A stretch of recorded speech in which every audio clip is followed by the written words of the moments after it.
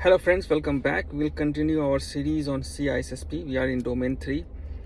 It has been long time that I have created another episode, and I know that these episodes are not going on a timely way, in a timely fashion. There have been certain reasons I was not making videos, so apologies. As I'm making these videos as my hobby, so as time permits and if I'm in a good mood, good situation, I create videos. Now our next topic of discussion will be cryptography. This is one of the topic which is very interesting and is one of my favorite topic, and this topic is actually the driver for me to jump into the field of information security, right? So what in this video, in this short video, what I will be doing, I'll be giving you a very high level understanding of the key topics which we are going to touch. So first we will be touching what is cryptography, what is cryptology. So cryptology is the science of encryption and decryption in a very simple way. When we look into cryptology, it is actually divided into two different branches. One is cryptography and another is cryptanalysis. So cryptography deals with encoding the message. Like there is a message which we want to encode or encrypt, that is cryptography. And then the next topic, next branch of cryptology is cryptanalysis. Cryptanalysis, you can say, which is decoding of message. As you can make a sense, like when you want to encode a message, you have to follow a systematic process, a well-structured process. So encryption or cryptography is a very well-defined step-by-step systematic process, that is encryption. An encryption process is generally well known to the public. Whereas cryptanalysis, where you want to decode the message, you want to get a peek into the encrypted message, you have to do certain trial and errors. There are certain techniques you have to deploy. You have to think like an attacker. Then you can decrypt the message, which is cryptanalysis. So cryptanalysis is not like the decoding of the message. Decoding of the message in a legitimate way can be performed if you have the message and you have the key. You can decode the message. That is again cryptography. Cryptanalysis is a branch where you deploy methods. You do hit and trial method to find out the approximate plain text message. So this distinction you should know, that if someone is saying that I'm decrypting the message, doesn't mean that he is doing cryptanalysis. He may be decrypting the message like your computer decrypts the message all the time. Now, what is in the core of cryptography, cryptology or cryptography? The core is that you want to encrypt a message. You have a plain text and you want to encrypt this message into something which is called a cipher text or encrypted message, you can say. So the transformation of plain text into cipher text is basically the process of encryption. And there are two major techniques we used in encryption, right?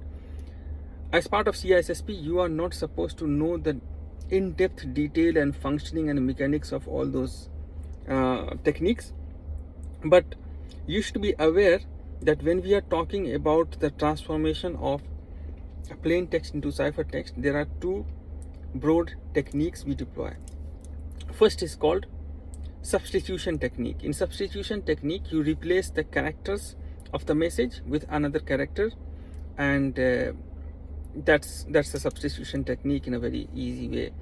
In transposition technique, which is a different category, not only you replace, but you do some permutation. You do some left and right, up and down, or some arithmetic logic or something which creates more confusion into the message, right? That's called transposition technique. Now the example of substitution technique is Caesar cipher, which is very popular substitution technique. Whereas in transposition technique, there is something called book cipher, random cipher, rail fence technique. So these are the methods of transposition technique. Now the thing which you, if you are interested, you can go into in-depth details of what is Caesar cipher, what is monoalphabetic cipher, homophonic cipher, polygram cipher, which is all substitution technique.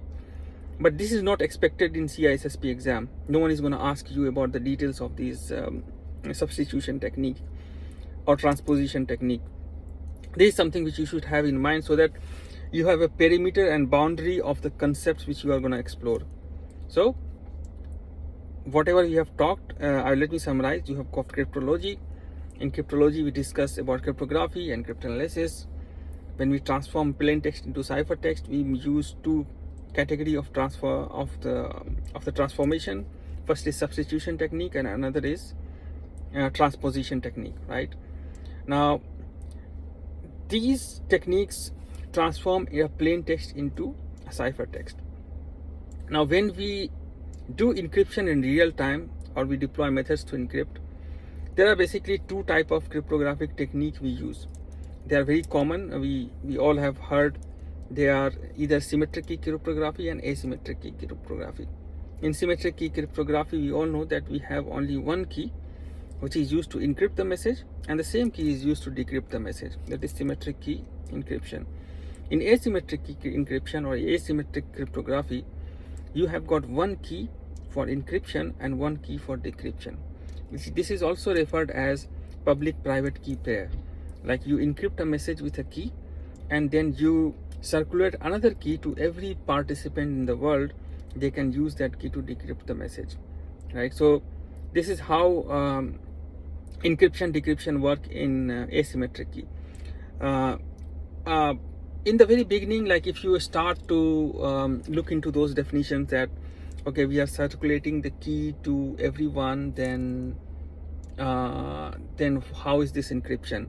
So I will explain those key points, and then you will know that how this is achieved.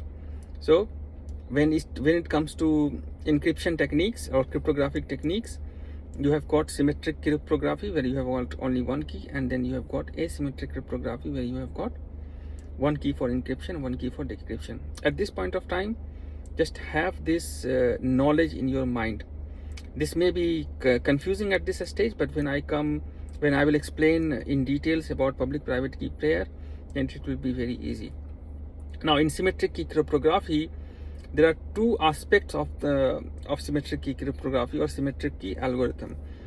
One aspect is called algorithm type, and another aspect is called algorithm mode. This is very important for us to understand the difference here.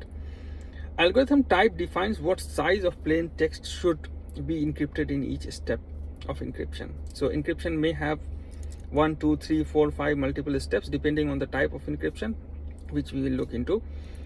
Now, when we say that this is a certain algorithm type, it means we are talking about the input size of the message, right? This is defined by the algorithm type.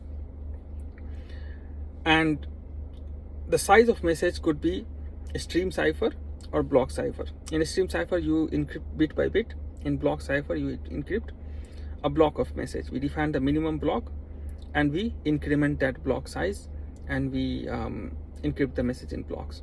Sometimes we treat block size as streams, right? Which we'll also look into a specific encryption method, encryption modes, or algorithm mode, I will say. Now, this is algorithm type. Algorithm type defines the input size of the message. Now, algorithm mode, on the other hand, defines the details of the cryptographic algorithm. It's about understanding the mechanics, how it works, right? So we define algorithm modes for block ciphers mainly, not for stream cipher. Stream cipher is very easy. So if there is an algorithm type, a stream cipher, there is no mode for that. But when it comes to the block cipher, like you are treating the blocks, then we have different modes of encrypting that. Majorly, I will say, I have made another video on algorithm, algorithm mode of symmetric key cryptography. I will put a link into this video. But we will majorly look into 4 modes. First is called electronic code book. Then you have got cipher block chaining, then cipher feedback, and then output feedback. And then there is one more mode which is called counter mode. So once we cover all these things, this will complete symmetric key cryptography. Then we'll jump into asymmetric key cryptography, which is public-private key pair, and how we use those public-private key pair to achieve encryption, to achieve authentication, to achieve non-reputation. It's very interesting that how we exchange keys and how we achieve the goal of encryption. It's also worth reminding that whenever we are studying any topic for CISSP, we should keep in mind that we are actually dealing with the 6 fundamental principles of information security, which I have discussed in domain 1. So those fundamental principles are encryption, message integration, encryption, which is confidentiality. So is the first principle. Then you have got integrity, then you have got authenticity, then you have got non-repudiation, then access control and availability. So these are the principles. We try to achieve our outcome in terms of these principles, right? So thanks for watching the video.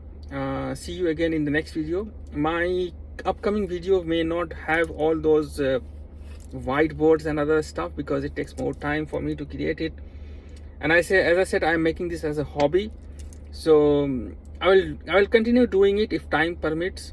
Otherwise, I will try to explain things in a verbal way as much as possible. Thanks for watching. If you find this video useful, put a thumbs up and subscribe to my channel to give some encouragement to my work. And see you in the next video. Thanks for watching.